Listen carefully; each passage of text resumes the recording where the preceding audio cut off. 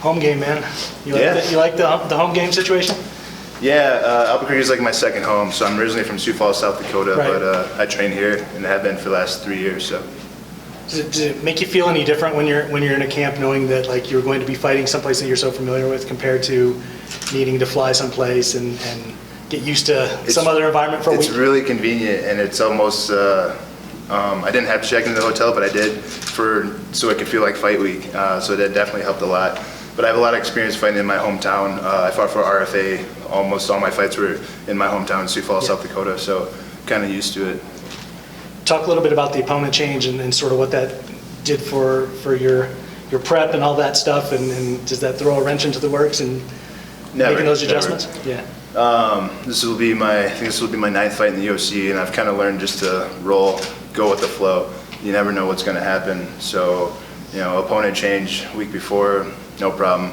I was training for a tough Dagestani wrestler, and for that I kind of had to be well-rounded with my whole game and really fight up to my highest potential. And with this new opponent, it's the same thing. Training for the Dagestani, we're still ready for pretty much anybody. So the other guy bringing more of a wrestling game and stuff like that, and this guy's more of a striker. It doesn't really change a whole lot for me because I'm a wrestler too. So I've been studying both sides of it, whether it's defense or not, but studying both sides. So we've had a pretty solid game plan for this new one.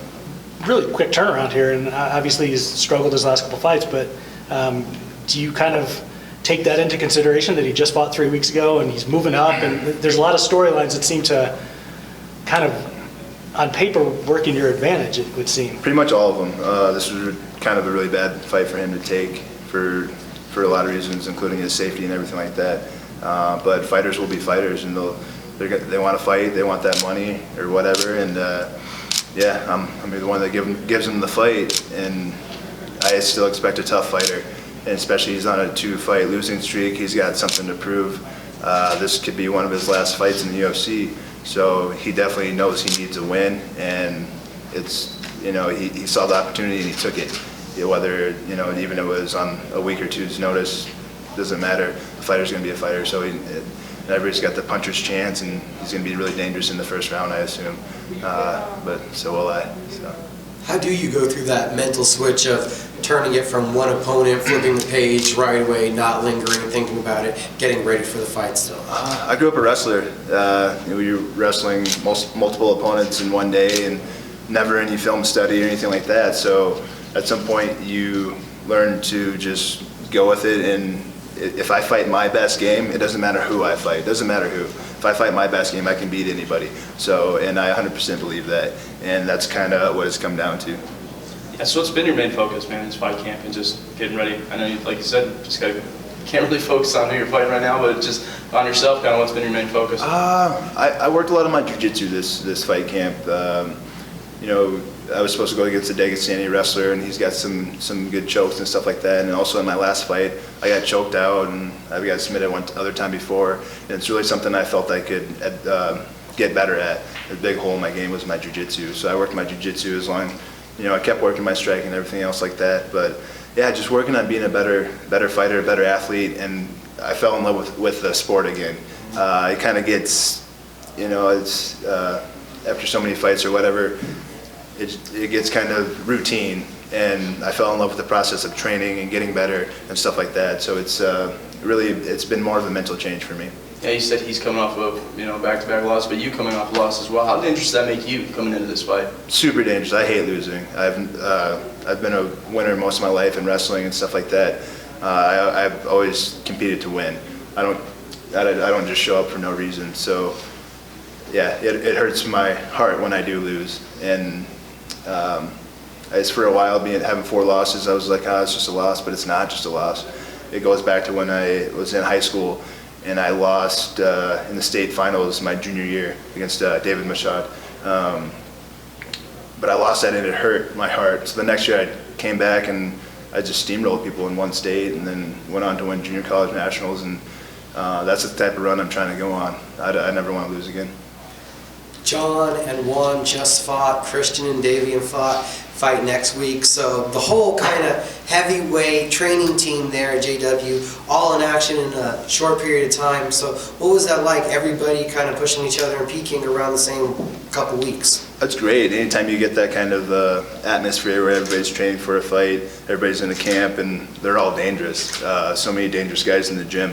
And it's just a beautiful thing, and the way the styles come together, even though a lot of those guys are taller and they were not like my original opponent at all. So, but I still trained with them, and so that helped me get ready for this fight, not knowing I was getting ready for this fight.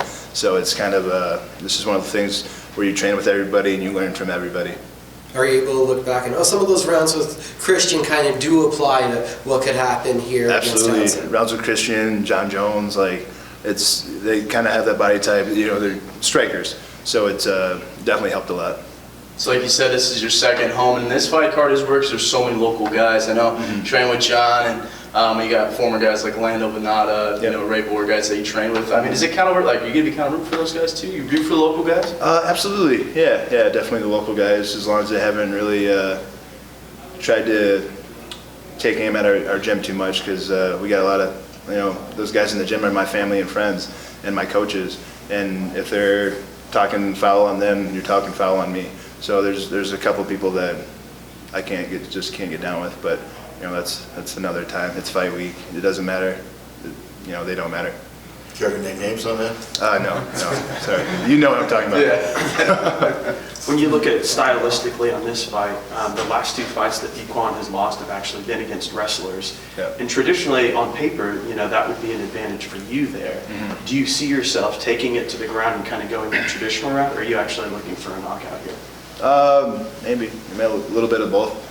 I know how dangerous my wrestling can be, and I know how dangerous the threat of my wrestling can be, and also the threat of my strikes. So who knows what I'll come with? I don't even know what I'm going to do yet. I'm just going to go out there and fight, and that's when I'm the most dangerous, and it's going to be a beautiful night. So I'm super excited about it. It's actually a really good opportunity. Face adversity a little bit, new opponent, and just getting mentally sound for it. It's been a good opportunity, and make something good out of it. Do you typically have a specific game plan going in, or for this one, is that just because it's a last-minute replacement? I have my last couple fights, but looking back a little bit, I've fought my best when I don't have a game plan. I'm a really athletic guy, and when I just use my athleticism and let myself be free mentally and be creative, it usually turns out pretty good. And when I'm in there having fun and not thinking, it always turns out good. So no specific prediction or anything like that for this one? You're just going to kind of go with the flow? No, I just expect a beast in there. I'm going to be a beast. My fight name's Brown Bear, and I plan on living up to that 100%. And I've done a lot of mental things to get ready for that. I've been out on the mountain. I've been stuck on a mountain and in survival mode and stuff like that, hungry and all that. It's in the cold, and a lot of times, sometimes I go out to the mountains here in the Sandia Mountains in Albuquerque, and I'll go by myself. And if you get stuck out there by yourself and there's no cell phone reception and stuff like that, it's a dangerous situation. And at times my adrenaline gets going, and just putting myself in more of those situations where I have to survive a little bit, and I know there's danger there, but I keep going forward. So you actually got stuck? Yeah. What's the story behind that? Oh, it's actually me and John Jones in Tule, and just the four-wheel drive went out, so we weren't stuck, but it was a situation where people had to come along and help us and stuff like that. But it was a learning situation, and a little bit of a survival mode. Even though there's people around and stuff like that, it was still like, okay, we got to get this truck out, and it was adversity. So getting stuck's never fun. My last camp, I did get stuck out by myself out in the Jimenez Mountains, going through a snow drift. I thought my truck could make it through. I didn't realize how deep it was, so I went slow, and it sunk. So I was stuck about 3 or 4 hours. Then a truck came along and pulled me out. So fight night is nothing compared to thinking you might actually die out there. Yeah, I mean, I never actually thought I'd die, but your survival instincts kick in, and a fight's nothing. And I actually watched the movie Hurt Locker last night, and it's like, and I give so much thanks to the military, because those guys, what we do is nothing compared to what they do. They actually go into life or death situations. We go into there's a referee, there's cage, it's sanctioned, everything like that. There's rules. So, yeah, fighting's it's minimal compared to that kind of danger. And going into a fight knowing that is dangerous for the mental. It really opens up to what I can do. Great. Awesome. Thanks a lot. Thank you. Appreciate it. Thanks, man.